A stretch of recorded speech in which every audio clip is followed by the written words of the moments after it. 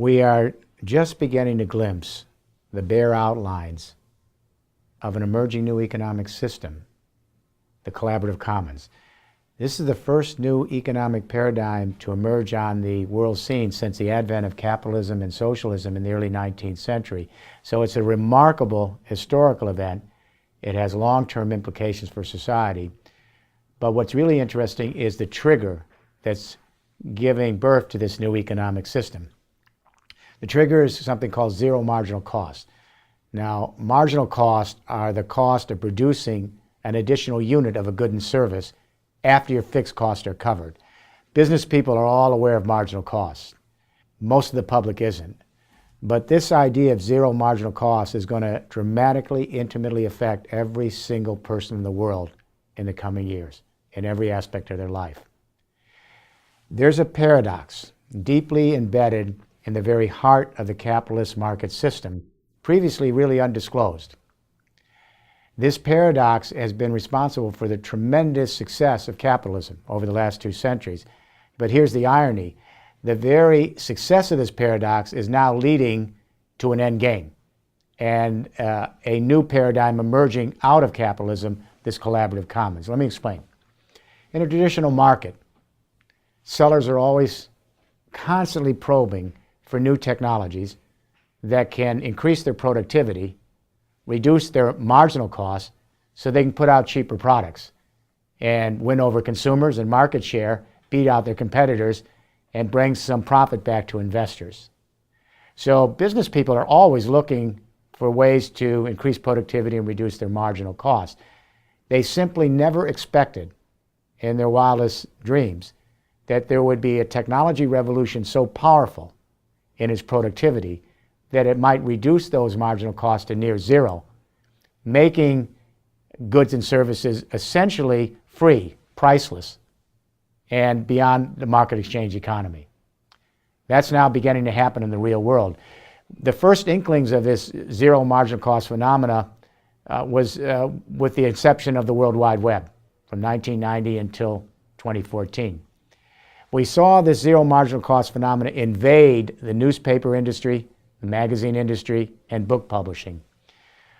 With the coming of the World Wide Web and the internet, all of a sudden millions of people, then hundreds of millions of people, and now 40% of the human race with very cheap cell phones and computers, they're sending audio, video, and text to each other at near zero marginal cost. So what's happened is millions of consumers became prosumers with the advent of the internet. And so they're producing and sharing their own videos, their own news blogs, their own entertainment, their own knowledge with each other in these lateral networks at near zero marginal cost and essentially for free, bypassing the capitalist market in many instances altogether. This zero marginal cost phenomena, as it invaded the information industries, wreaked havoc on big, big industries. Newspapers went out of business. They couldn't compete with near zero marginal cost. Magazines went out of business. And my own industry, publishing, has been just racked by free ebooks and free knowledge and information. But you know, the strange thing about it is, at first, a lot of industry watchers said this is a good thing. Because if we give out more and more information goods free, and people are producing and sharing it free, these freemiums will stimulate people's appetite to want premiums and then upgrade this free goods and information by getting more customized information. I'll give you an example. Musicians give away their music free when they started to see this happen, hoping that they would get a big, loyal fan repertoire, and then their fans would be enticed to go to their concerts and pay premium in order to, be there in person. And then, of course, we saw this with newspapers. The New York Times will give you 10 free articles a month, freemiums, hoping that you'll then upgrade to premiums and buy their subscription service. It didn't happen on any large scale. This was very naive by industry watchers. Sure, some people have moved from freemiums to premiums, but when more and more information goods are out there nearly free, shared with each other, music, film, arts, information, and knowledge, attention span is not there to then want to go to the premiums when you have so much available already in the freemiums. So economists have come back recently and they said, all right, we understand that information goods are moving toward near zero marginal cost, devastating the newspaper industry, magazines, book publishing, etc. But there's a firewall here. That this near zero marginal cost phenomena on the internet, it won't pass the firewall into the physical world of physical goods and services, the brick and mortar world, the world of energy and physical products. That's no longer the case. There's a new technology revolution coming online that's making it possible for millions and soon hundreds of millions and eventually billions of people to not only produce and share their own information goods, but now energy and physical goods. And it's called the Internet of Things.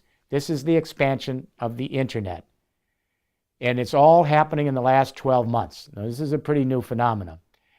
What's going on here is the traditional internet that we're also familiar with is now converging with a very fledgling energy internet and a nascent logistics and transport internet. And as these three internets come together, they're creating a single operating platform, a nervous system, a sort of intelligent brain. And they're taking this brain and they're attaching sensors now across the entire value chain of the economy to feed into this three internets: energy, communication, and logistics. So right now, we have 13 billion sensors out there connecting appliances and things with human beings. We have sensors connecting resource flows in nature. We have sensors at warehouse and distribution centers. We have sensors on smart roads monitoring traffic. We have sensors on the factory floor constantly keeping up-to-date information on the flow of production in the factories. We have sensors in the front and back office, sensors in retail stores. We have sensors all across the system feeding big data back. What's interesting is 13 billion sensors now. IBM says in 2020 we'll have 30 billion sensors connecting everything with every being. And by 2030, the most recent forecast, we'll have 100 trillion sensors connecting all of us in one vast lateral neural network made up of three operating engines: a communication internet, converging with an energy and a logistics internet. And let me say one more thing about these three engines. When you look back at every society, their economic platforms always contain three elements: a form of communication, a form of energy to power society, and a form of mobility to move economic activity. For example, in the 19th century, first industrial revolution, the communication was steam power printing, and later the telegraph to move economic activity. The form of energy was coal and steam power. The form of mobility was the locomotive and the railroads. And that platform allowed us to build out a first industrial revolution. In the 20th century, we had these three as well, these components: communication, energy, and mobility. The communication was centralized electricity, and especially the telephone, later radio and television. The form of energy was oil, and the mobility was the internal combustion engine. And that platform then allowed us to have a great advance of economic opportunity in the 20th century, a second industrial revolution. This expansive internet, this Internet of Things, brings us to a third industrial revolution. And the form of communication is the internet. The form of power is renewable energy, distributed renewable energy. And the form of mobility is driverless, automated vehicles, logistics, and automated drones. So what we're seeing is just the first inklings of this new platform, these three internets in one. And what this allows us to do is any consumer can become a prosumer, just like we did with information goods on the old internet, access this new Internet of Things, and have available to us a complete stream of data from every part of the economy. That means you and I, small cooperatives, small businesses, large companies, if it keeps its network neutrality, we all have equal access, like we did with the internet. So we can go up on this Internet of Things now, and we can take that big data flowing through the system from the devices all the way to these three internets, and any of us with our own apps and our own mobile technology will be able to use the big data and combine it with analytics to create our own algorithms, just like the big guys at Google. And it won't be rocket science because those apps will be programmed for us. So we can create our own apps with our mobile technology, using that big data to dramatically increase our productivity, reduce our marginal cost in the production of physical things like energy and 3D printed products. That's already begun.